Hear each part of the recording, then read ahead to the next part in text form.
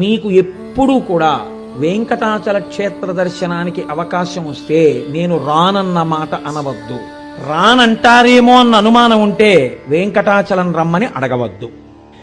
అలా వెంకటేశ్వర స్వామి వారికి రాత్రి దండలు ఒకలా వేస్తే తెల్లవారేటప్పటికి ఒకలా మారిపోయేది. ఎవరు చేస్తున్నారని ఒక రోజున అనుమానం వచ్చి ఒక మహంత్ గుడిలో నక్కి పడుకున్నాడు చూద్దామని. అర్ధరాత్రి అయ్యేటప్పటికీ అయ్యవారి పాలపీఠం దగ్గర రాయి తొలగి తేజోరూపంలో తరిగొండ వెంగమాంబ గారు వచ్చి హారాలు సరిచేస్తుంటే చూసి మూర్చిపోయాడు. ఇప్పటికీ తేజోరూపులై ఆనందనిలయంలోకి వెళ్ళి ఈశ్వరుణ్ణి సేవిస్తారు. బ్రహ్మగారు, చతుర్ముఖ బ్రహ్మగారు ప్రతిరోజు వెంకటేశ్వర స్వామి వారి పాదాలు కడిగి ఆ పాత్ర అక్కడ ఉంచుతారు. అందుకే రాత్రి నీటి చెంబు ఉంచి తలుపులేస్తారు. ఆ శేషాన్ని సుప్రభాతానికి వెళ్ళిన వాళ్ళకి దర్శనమిస్తారు.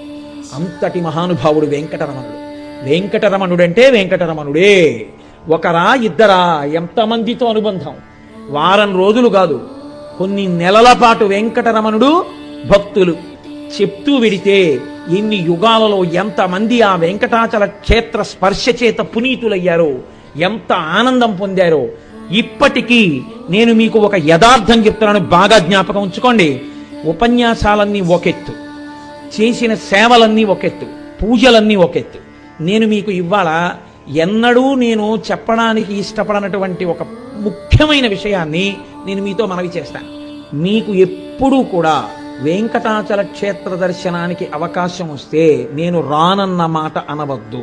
రానంటారేమో అన్న అనుమానం ఉంటే వెంకటాచలం రమ్మని అడగవద్దు. ఎందుకో తెలుసా అండి? నాకు తెలుసు చాలామంది. మొన్ననే కదా వెళ్ళొచ్చాం, ఎందుకులేండి తిరుపతి అన్న వాళ్ళకి ఆయన దర్శనం ఇవ్వలేదు, కొండ మీదకి రానివ్వలేదు. సేవ టిక్కెట్టు చేతిలో ఉన్న అహంకారానికి పోయిన వాళ్ళకి సేవ లేకుండా చేసి పంపించిన సందర్భాలు ఒకటి కాదు, రెండు కాదు, నాకు ఎన్నో తెలుసు. నేను మీకు పరమ సత్యం చెప్తున్నాను. ఇప్పుడు నేను చెప్తున్న ప్రసంగాన్ని, మీరు వింటున్న విషయాన్ని వెంకటరమణుడు వింటున్నాడు. మీరు మనసులో స్మరించిన దాన్ని కూడా ఆయన తెలుసుకుంటాడు.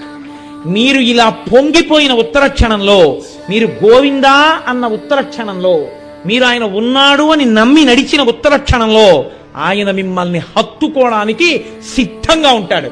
పరమ సత్యం నేను చెప్తున్నాను. ఎవరిని మోసం చేయడం నా ఉద్దేశం కాదు. మీ అందరూ భక్తిగా ఉంటే దానివల్ల నాకేమైనా పావలాకాశ ఇమ్మని నేను అడిగానా?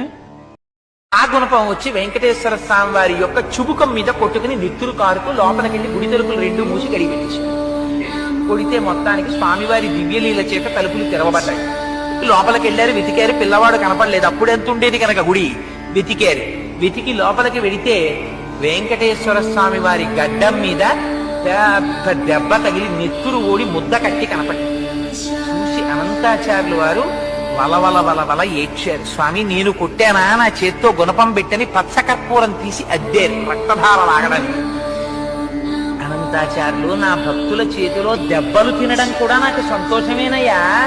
అందుకని ఎప్పుడైనా వెంకటాచలం వచ్చిన వాళ్ళు నా గడ్డం వంక చూసి వెంకటేశ్వర స్వామి వారి గడ్డానికి ఉన్నటువంటి తెల్లమత్స ఏమిటండి అని ఎవరైనా అడిగితే